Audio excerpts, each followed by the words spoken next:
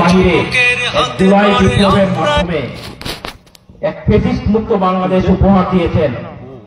আমরা আজকে একটা উন্মুক্ত পরিবেশে বসে একটি দুর্নীতিমুক্ত একটি শান্তিময় বাংলাদেশ গড়ার স্বপ্ন দেখতে পাচ্ছি। শুকরিয়া আদায় করি মহান রব্বুল আলামিনের দরবারে, আলহামদুলিল্লাহ। শুকরিয়া আদায় করতেছি আমাদের এই জুলাইয়ের এই বিপ্লবে আমাদের যে ভাইয়েরা, আমাদের যে ছোট ছোট শিশুরা, আমাদের বোনেরা তাদের আত্মত্যাগের মাধ্যমে, জীবনের মাধ্যমে, তাদের অঙ্গহানির মাধ্যমে, চক্ষুহানির মাধ্যমে বাংলাদেশকে এই উপহার দিয়ে গেছেন। আমরা মহান রব্বুল আলামিনের কাছে দোয়া করি আল্লাহ তাআলা তাদেরকে জান্নাতুল উচ্চ মাকাম দান করুক। যারা আহত অবস্থায় আছেন তাদেরকে উপযুক্ত বদলা তাদেরকে দান করুক। প্রিয় ভাইয়েরা, ইসলামী আন্দোলন বাংলাদেশ সুন্দরপুর ইউনিয়ন কর্তৃক আয়োজিত আজকের এই ওয়ার্ড কর্মী সম্মেলনের সম্মানিত সভাপতি, উপস্থিত ইসলামী আন্দোলন বাংলাদেশ কুমিল্লা পশ্চিম যুব আন্দোলনের সম্মানিত সভাপতি, দাউদকান্দি উপজেলা শাখার সভাপতি সহ দায়িত্বশীল বৃন্দ, আমন্ত্রিত জামাত ইসলামের আমাদের দাউদকান্দি উপজেলা এবং একটি ইউনিয়নের দায়িত্বশীল ভাইয়েরা, সামনে উপবিষ্ট সুন্দরপুর ইউনিয়নের সর্বস্তরের ভাইয়েরা, এবং আমাদের এই আহ্বান যতদূর পৌঁছায়, এই আহ্বান যাদের কাছে পৌঁছাচ্ছে সেই ভাই বোনদের প্রতি উদ্দেশ্য করে আমি কিছু কথা বলতে চাই। স্বাধীনতার 54 বছরে আমরা বাংলাদেশে ইতিপূর্বে 12টা সংসদ নির্বাচন আমরা দেখতে পেয়েছি, তাই না? 12টা সরকার তৈরি হয়েছে। এই সরকার তারা ইসলামী রীতিতে দেশ পরিচালনা করে নাই। কি করেছিল? আলোচনার কিছুক্ষণ পূর্বে আমাদের হাফেজ নুরুল্লাহ বলতেছিলেন আল্লাহর কোরআনের আয়াত, যে আল্লাহ তাআলা এই জমিন আল্লাহর, শাসন চলবেও আল্লাহ, কিন্তু এই জমিনটা আল্লাহর বিধান অনুযায়ী শাসিত হয় নাই। না হওয়ার কারণে জনগণ আমরা কি পেলাম এই 54 বছরে? প্রথম পেলাম যা আমাদের মাথা পিছু প্রত্যেকের ঘাড়ের উপরে এখন 1.5 লক্ষ টাকার ঋণ। দ্বিতীয় পেলাম আজকে আমাদের যুব সমাজের চরিত্র নষ্ট, মাদকতার দ্বারা, অশ্লীলতার দ্বারা। বরং আমরা বলবো ইতিপূর্বে যারা সরকারে ছিল, ক্ষমতায় ছিল, তাদের সরাসরি পৃষ্ঠপোষকতায় আজকে বাংলাদেশের গ্রাম অঞ্চলের অলিতে গলিতে বাবা আর দায়ী পাওয়া যায়, ঠিক কিনা? আজকে আমাদের ঘরেগুলোতে আমাদের যুবকদের চরিত্রকে তারা নষ্ট করে ফেলেছে। যে কারণে একটা স্বাবলম্বী একটা যুব সমাজ থাকলে যেই দেশ উন্নতি করতে পারে, আজকে আমরা সেই ফায়দা আমাদের যুব সমাজের কাছ থেকে পাচ্ছি না। যুব সমাজকে সঠিক পথ দেখানো হয় নাই। আজকে এই 12টা সরকার যারা গঠন করেছিলেন, যারা তাদের সমর্থন করেছিলেন, তাদের একটা চিত্র তুলে ধরতে চাই। যারা ক্ষমতায় আসে মালা গলায় দিয়ে আসে, তাই না? আর ক্ষমতায় থেকে বিদায় যখন হয় এই মালার জায়গায় তাদের ঘাড়ে তখন গলায় ঝুলে মামলা, ঠিক কিনা? প্রত্যেকের ব্যাপারে মামলা রয়েছে। তারা যদি ভালো কাজ করতো তাহলে কি এই মামলা তাদের প্রতি থাকতো? আজকে তারা দেশকে ডুবিয়েছে, তারা নিজেরা ডুবে গেছে। এই সরকার, এই দুর্নীতিবাজ, এই সন্ত্রাসী সরকারদেরকে যারা সমর্থন করছেন, যারা সরকার গঠনে সহযোগিতা করেছেন, তাদের প্রতিও আমাদের আক্ষেপ লাগে, আফসোস লাগে যে আজকে আপনারা ঘরে ঘুমাইতে পারেন না। ইতিপূর্বে আরেক দল আপনারা এই ফ্যাসিস্ট আমলে ঘরে থাকতে পারেন নাই। আমরা বলতে চাই যে আসুন, এখন সময় আসছে ইসলামকে প্রতিষ্ঠিত করা। ইসলামকে যদি আমরা প্রতিষ্ঠিত করতে পারি, আপনারা প্রত্যেকেই শান্তির সাথে ঘরে থাকতে পারবেন, পরিবার পরিজনের সাথে থাকতে পারবেন, আপনাদের সম্পদ নষ্ট হবে না। এখন এই ফ্যাসিস্ট নেতা নেত্রীদের সাথে অনেক কর্মীদেরও আজকে ঘরে থাকতে পারে না। আজকে তাদের মামলায় তাদের সম্পত্তি নষ্ট হচ্ছে। আমরা বলবো যে এখন সময় আসছে যে আসুন এই ভুল পথ থেকে আমরা ফিরে আসুন।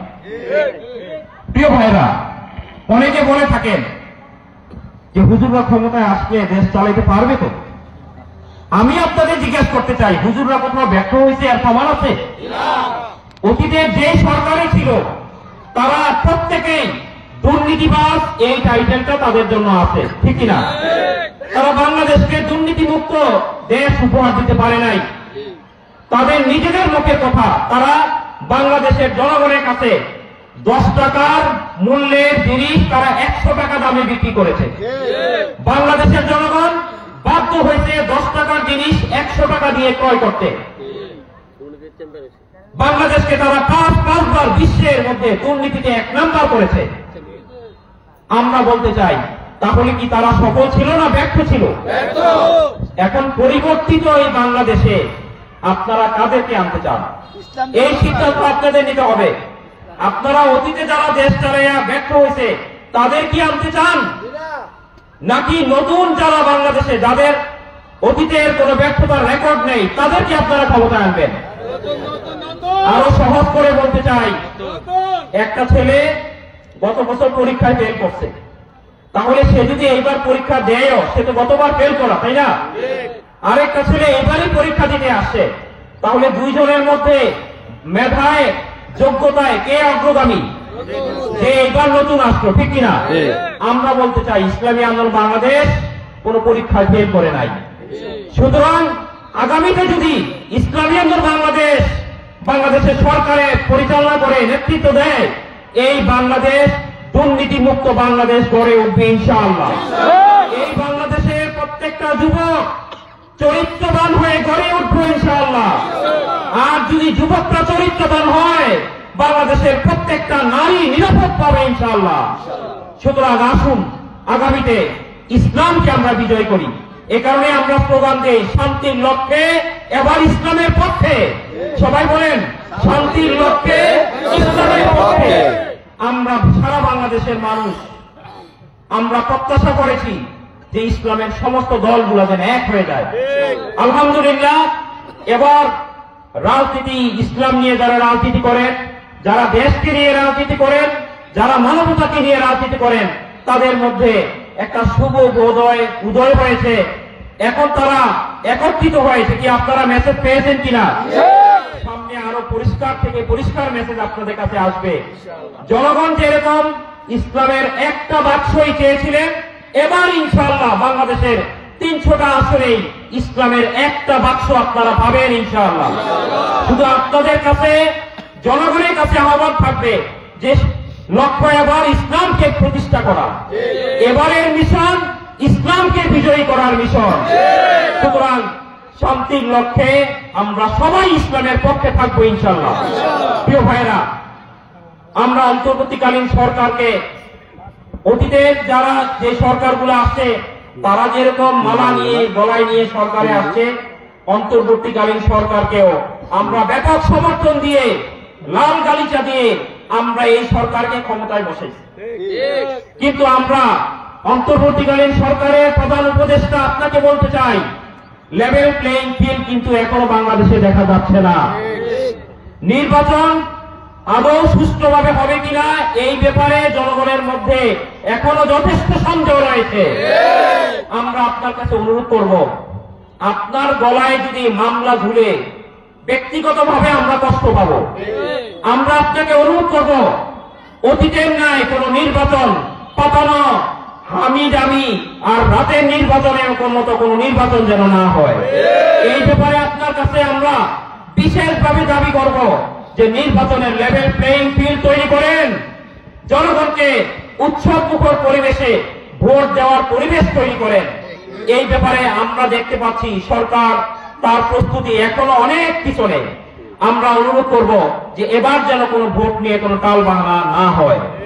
যদি এইবার নির্বাচন নিয়ে কোনো টালবাহানা হয়, অতীতের মতো কিন্তু এরকম নির্বিঘ্নে কেউ পার পাবে না ইনশাআল্লাহ। নির্বাচন কমিশন সহ সবাইকে মনে রাখা উচিত, আপনাদের আমলেই বিগত তিনটা প্রধান নির্বাচন কমিশনের মাথায় কিন্তু দড়ি লেগে গেছে। আপনারাও সতর্ক থাকেন, নির্বাচনের উপযুক্ত পরিবেশ আপনারা তৈরি করেন। প্রিয় ভাইরা, আমরা আপনাদের কাছে আজকের এই জনগণ আপনাদের কাছে উদাত্ত আহ্বান রাখতে চাই, নির্বাচন নিয়ে কোনো ষড়যন্ত্র হলে আমরা তাদেরকে সফল হতে দিব না।